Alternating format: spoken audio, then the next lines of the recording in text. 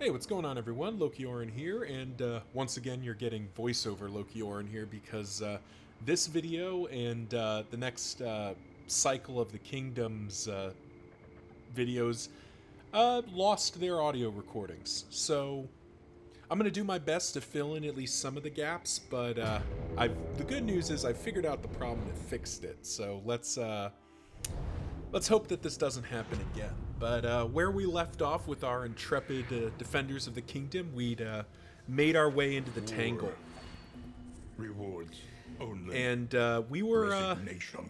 kind of still figuring our way out here as we went. We've learned some things about the battles here, and we did need to find our way to a besieged inn to turn in our resources and kind of continue the quest. So here I talked briefly about the Hoarder and about like, oh, do I want to go there? But then taking a look at the map, we don't really have a ton of things we need to get rid of. The field hospital would be nice, but not super exciting. And then I looked at the options and realized, oh, the academic study has a vintage collection. So that pretty quickly made the decision for us. Here I'm talking through just the consideration of fights, because something I've learned and sort of made really kind of confirmed the realization in this this part of the video, as I realize here I forgot to like reset my formation to make it more aligned with having the Highwayman. But early fights are really important. Every road battle and every resistance battle is 10 in materials, which is a pretty material amount of in items. And you're able to kind of quickly get that going. A slow dissection. An unavoidable end. So we're fighting implication here, and to be honest, there's not a lot to say about the fight itself. Formation, I'm still sort of learning. I'm still learning some of the kingdom mechanics. This will become more apparent in some later videos as I get myself into a bit of some problems. But for now, largely just dealing with or getting used to the idea of having different characters and the fatigue stat. Now we do get boomed here, which is quite unpleasant. Implication can be pretty mean. But we do have a lot of ways to get off the clear off the dodge or the block plus tokens.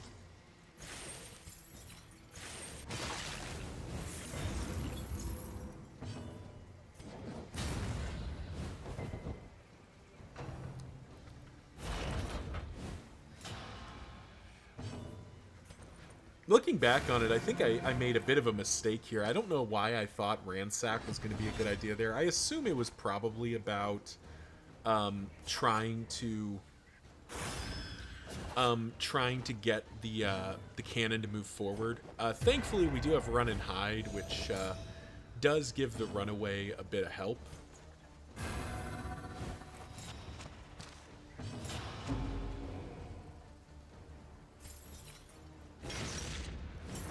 And we're just going to have to take a second boom here.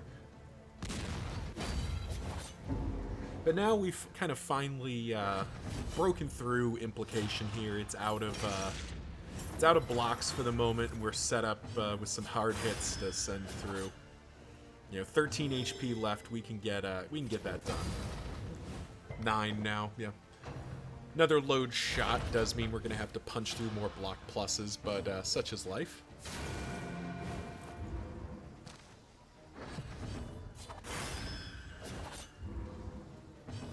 Hope everyone's enjoying this as we finish up the fight here and carry on collecting the those 10 in materials, which is a pretty much the thing we care about here, or 13 in this case. I guess implication gives more.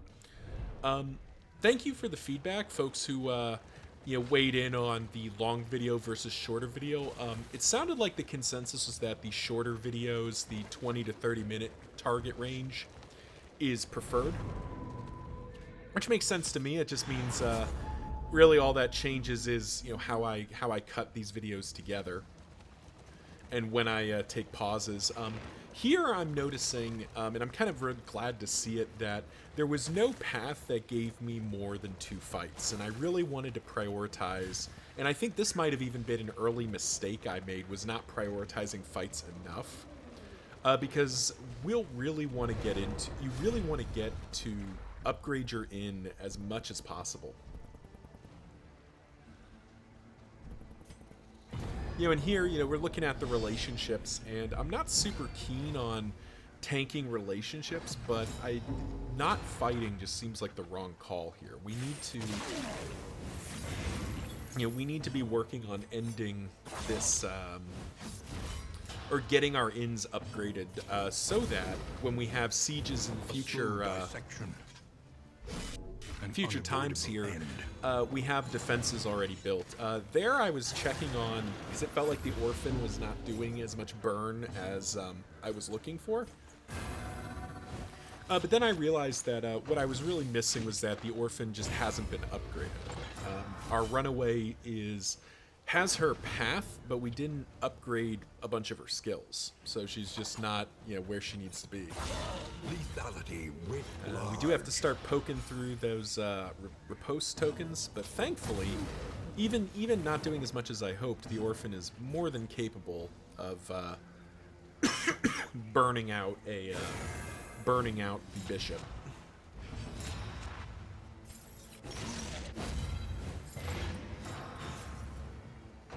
On to the next.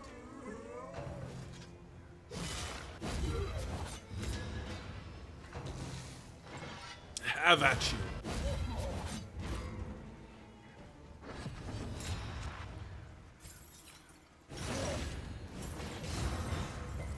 And here we just finish beating down the big guy. Wicked Slice coming in with the execution there. Quite helpful.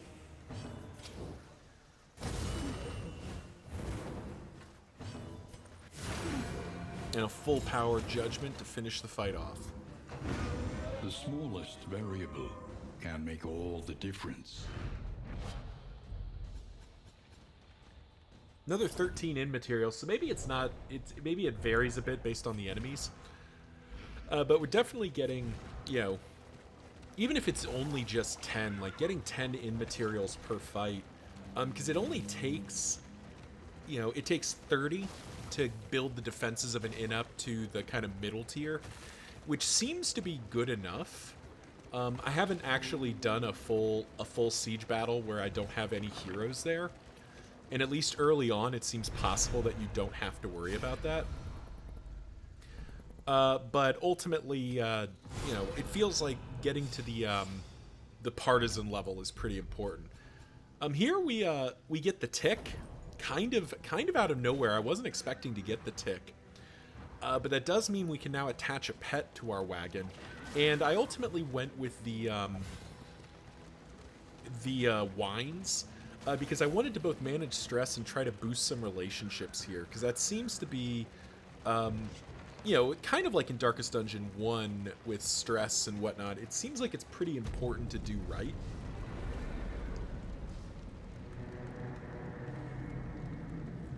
And here it can be particularly bad because negative relationships do linger for like 5 days or something. Like, there's not a good way to get rid of them. Friends. Blessings both. So go into our Kingdom Overmap here, and we have no The enemy is on the move. no mapping. And now, as we look, we've got the Grave Robber kind of convenient to the Tranquil Fraud, which does have a full array of partisans anyway. So we probably don't actually need to move heroes there, but I ultimately end up moving heroes there. I think because I'm worried a bit too much about making sure that they're going to be okay. You know, kind of worrying that my my heroes won't Distribute your champions be able to do it on their own. judiciously.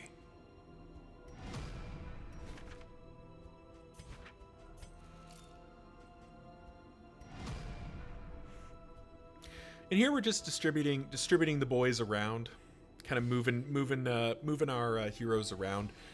Definitely looking back on this, you know, as I'm kind of looking back on this recording, I can see now that like I'm misusing the heroes a little bit.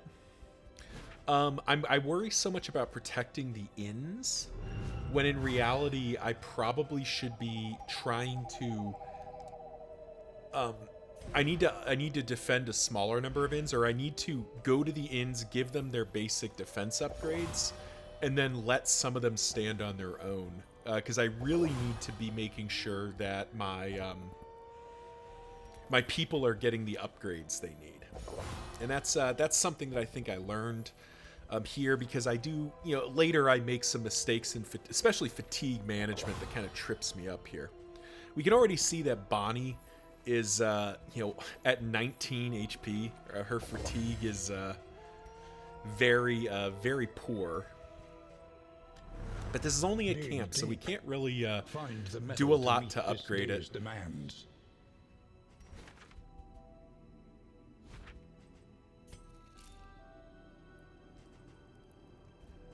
Yeah. The last remnants of the great dissolution. So now we head into the tundra. Icy peaks. And this zone is very interesting. We're still learning. I'm still learning about it because, you know, obviously this isn't really a zone in the Confessions. It's 2 cultist fights and then the boss. But we are confronted with something very interesting here. There is a lair. Now, I wasn't sure. I had a big moment here where I was wrestling with, like, what do I do here? Do I go to the lair? And I ultimately decided to push for it, because even if I just do the first 2 fights, I rearrange my team just to get everyone into kind of the positions I want them to be in. But even if I just do the first 2 fights of the lair, that's generally worthwhile. But I also was, to some extent, kind of curious, because I just don't know. I didn't know what the lair was going to do. And, you know, curiosity got the better of me. Here, if I remember right, I was basically talking about, like, is this going to be a confession boss? Like, do I get one of the confession bosses? And we'll see in a moment what happens, but that's what I was speculating about. I do note here that the altar does not do a confession. Like, it doesn't do one of its altar abilities. And that was, I guess, maybe my first signal that, maybe this isn't one of the confession bosses, because, you know, there's no confessions. Yeah, that's not what we're doing here.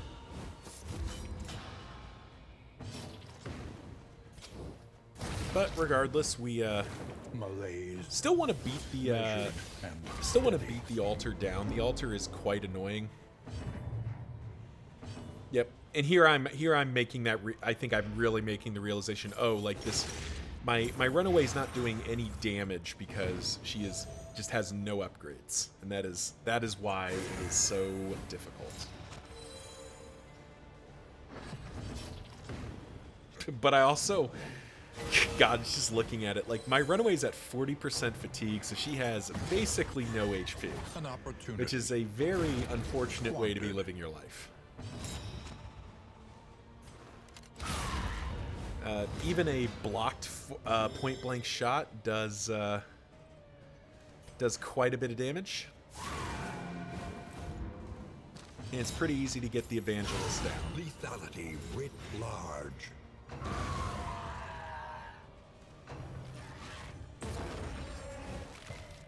Nice stress resist by Bonnie there to really help mitigate some of it. Can't get it twice, but, you know, that's I don't know that that's realistic. Take the moment to hit the cherub nice and hard.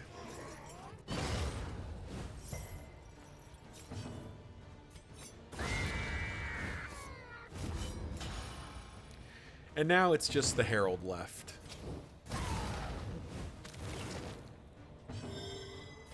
Which a full-powered judgment will more than suffice for. Strength dwindles.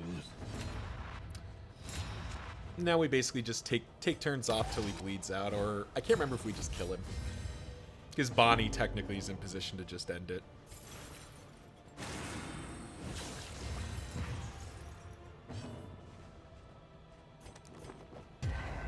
No, we let him bleed out. A deliberate and methodical appliance of harm. So we do get 10 in items just for pushing to the next fight, which is a Deacon fight here. So we embrace that because why wouldn't we, basically? And hope that it's not going to be too awful of a fight.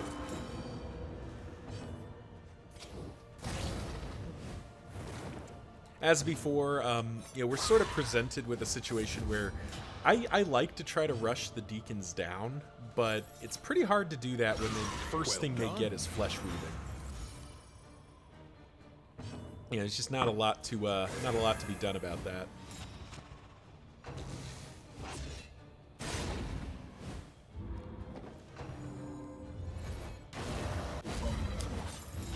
Really liking the rogue highwayman here. That just feels like a very strong...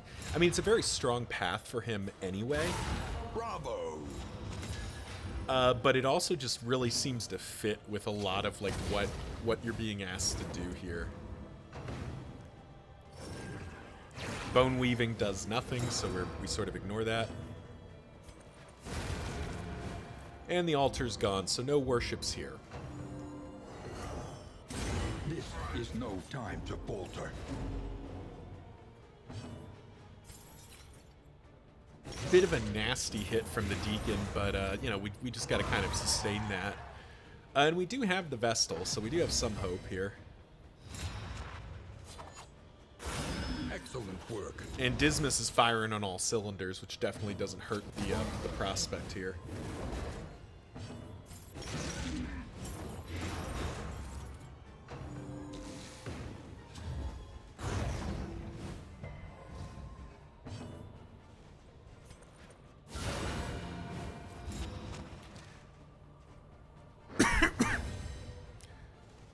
Now, so this was an interesting decision to make here.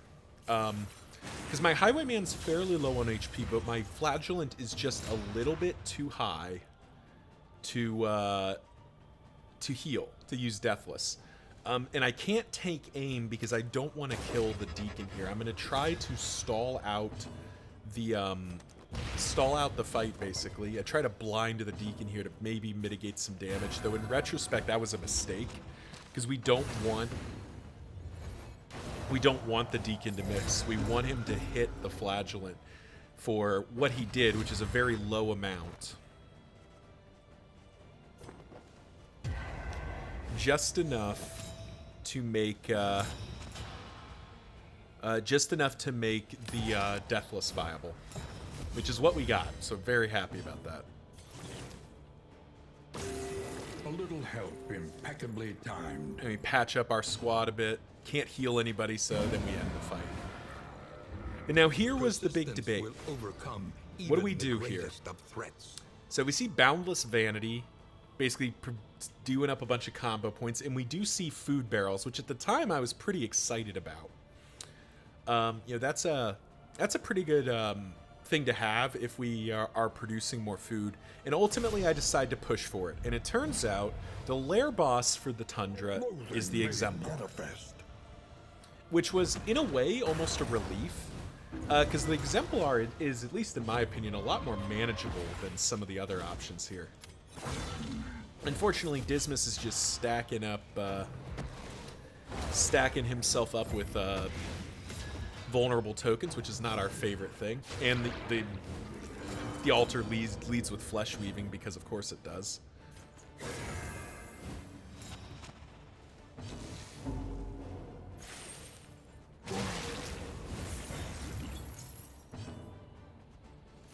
And we do have some very poor luck with these smoke bombs. It's 2 in a row now that have not blinded the Exemplar, which might have helped.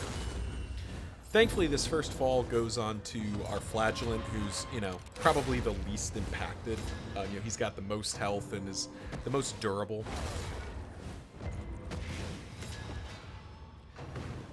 But we can see trouble on the horizon here. This is a tough fight at the best of times.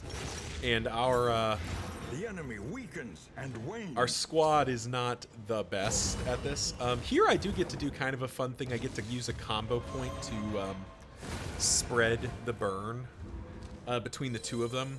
Because ultimately I ultimately needed to kill the altar. But if I, for some reason, didn't, it would guarantee that the altar was bleeding out.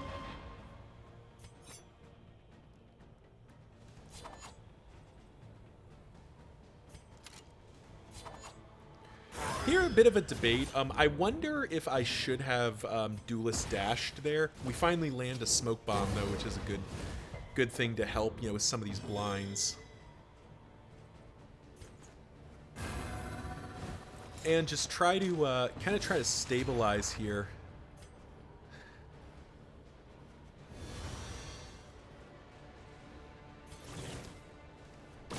This road cannot Because be the walked Exemplar alone. is pretty brutal, and he is going to get to do an Exaltation here. There's no And time unfortunately, to the Highwayman takes an enormous hit there, which is a problem.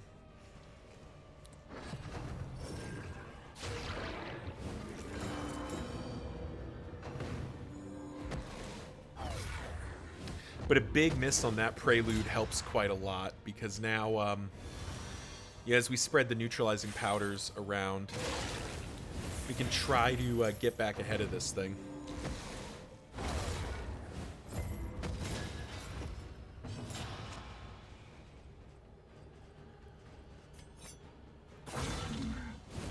And I do wonder, I probably should have Duelist advanced last turn. I don't know that it would have made as much of a difference because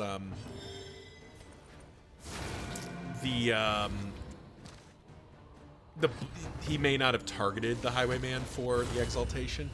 But I also, I think, make a mistake here not using the Vestal's heal to patch the Highwayman back up. Because we did have an opportunity here to, you know, hit for, you know, heal the Highwayman for some meaningful damage.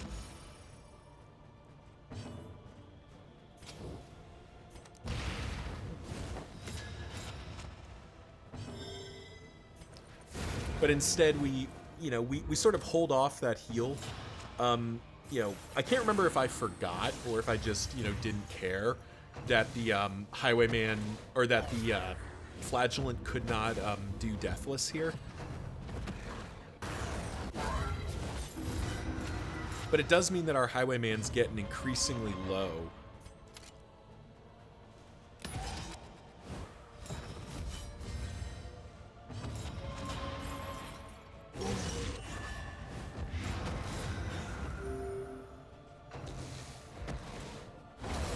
And now, And greatest yeah, test unfortunately, of he gets all. preluded into Death's Door and then melts down, which is very unfortunate for us.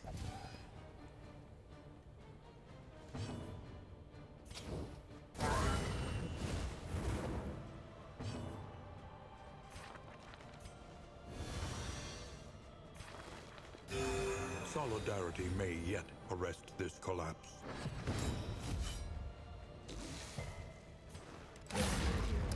Do get to PBS the Exemplar here, but we missed the smokescreen blind. Traveled, trapped, held captive. And by here, fear. here's where it really comes back to bite me. The Highwayman is at Death's Door, and I don't have any way to heal him. And unfortunately, the Exemplar just focuses him, is and we no lose the time to Highwayman here, which falter. really sucks. Which sends Damien into Toxic, and further damages the relationships. Now, thankfully, we have the Highwayman did have the good fortune to deal quite a lot of damage. So A slow the dissection. Exemplar is nearly down. An unavoidable end. but he's not going to go down without a fight. So this is definitely no joke of a lair boss. Now I think, in retrospect, I'm not sure if I could have played it much better. I think I might have been able to navigate this slightly better, but it would have been pretty close. Excuse me, pretty close either way. And at this point, I realized that I'm just racing this thing. I just have to beat it down. Make sure that it's not healing through any of its stuff. And thankfully, it elects to target the flagellant, who's, you know, sort of the least impacted here. And a Pillar of Sacrifice does many things, but it does not heal him. Does give him a death armor back, though, but that's fine with us. And we win. We are down a person, though, which is unfortunate, and I believe the difficulty I'm playing on means that we can get another Highwayman. I need to figure out how, which I definitely don't know at the time of this recording, but we will figure out our way there. And we do see that this leads into another fight. However, this one, you know, basically, we look to skip if we have it all an option. Down a person, tons of stress. Our character's pretty beaten and chewed up. The best thing we can do is just get to the inn here, and that should, you know, hopefully we can swap in another hero and you know, be a little bit better off. And we do have the option of running. Costs us 16 relics, but that's better than 2 stress, which causes the Vestal to melt down. And away we go.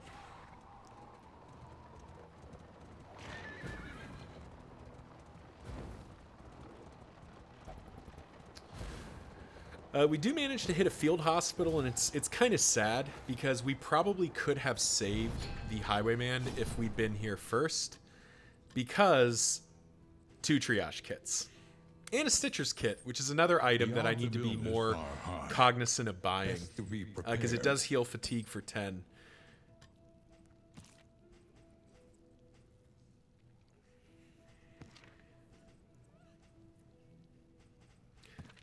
And another thing I probably should have done here but didn't think about at the time is that you can heal fatigue at the field hospitals, and that's probably what I should have done. I think I end up getting rid of weak need here just because it looks like it's going to annoy me. But I could have removed the fatigue, or at least some of the fatigue from Bonnie here, which would have been pretty relevant, but that's for later because we have another battle coming up here, facing down the Beastmen. This will finish out our current quest, the current story beat we're on. But first, we got to win this fight. Thankfully, we do have an Arbalest to help us. Can make the critical difference.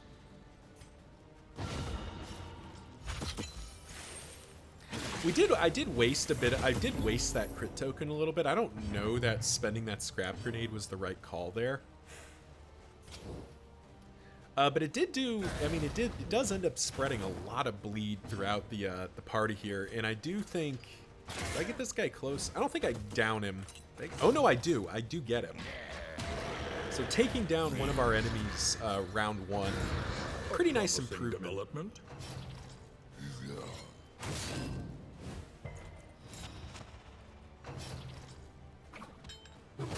Now these guys, these Berserker guys are really annoying, kind of specifically because Stalker's Reach is really annoying to deal with, and it's only usable from the back 2 ranks and only hits the back 2 ranks, so it can be tough to keep your people safe. But here I realized that that front guy he's not dead outright, but he's pretty close. So I look to spread some of the damage around as our runaway is just getting focused down here. We have that devastating critical there. Action. You know, our Vestal is very much out of position here, but it's just going to have to be okay.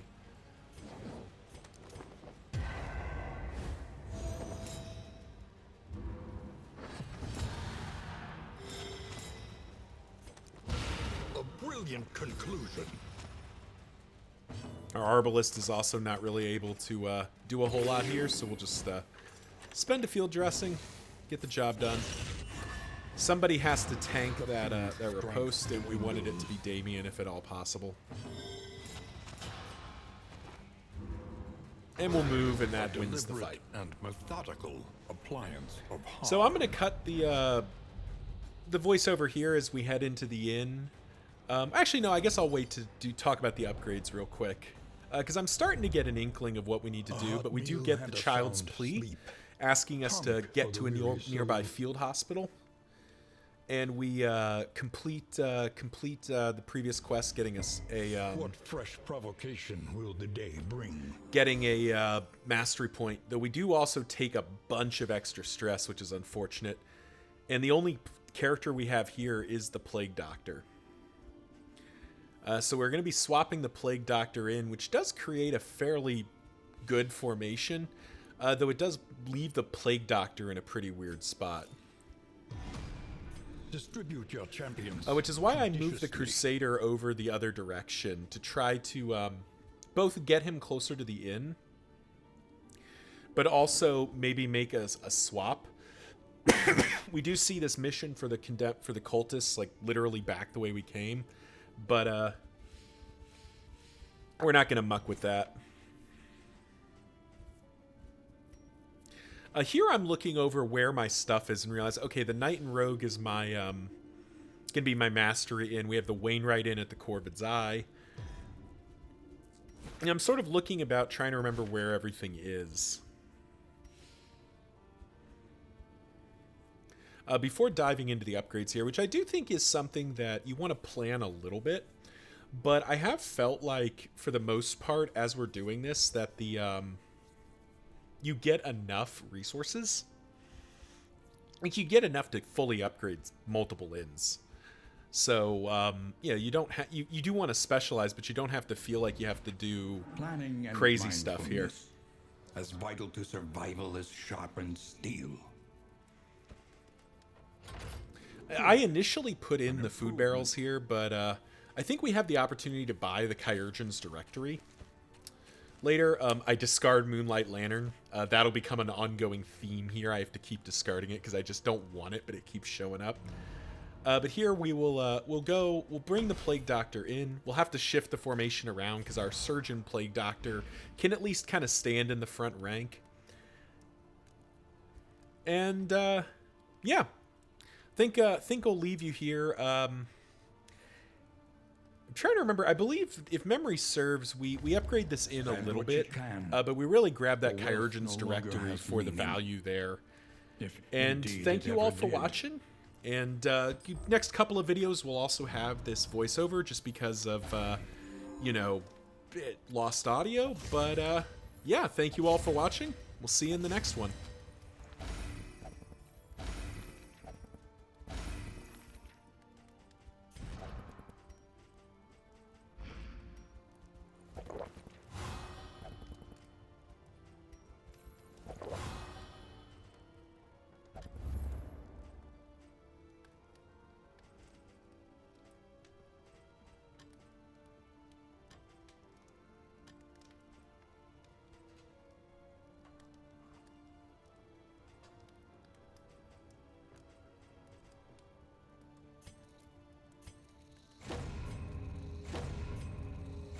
Shored up against incursion. For tonight, at least.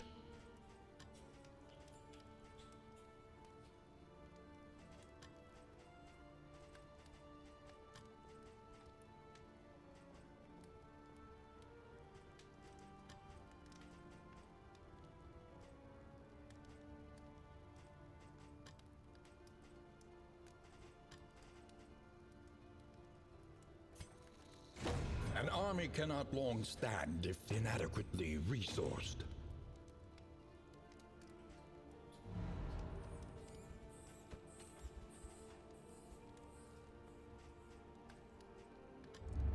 One learns quickly when survival demands it.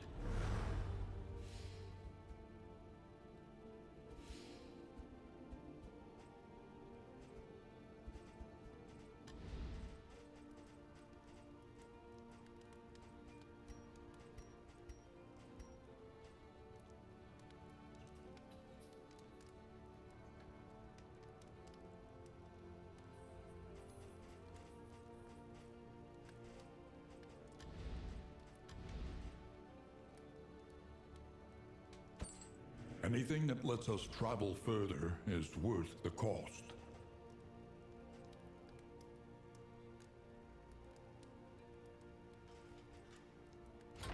Experimentation. Your academic instincts serve you well.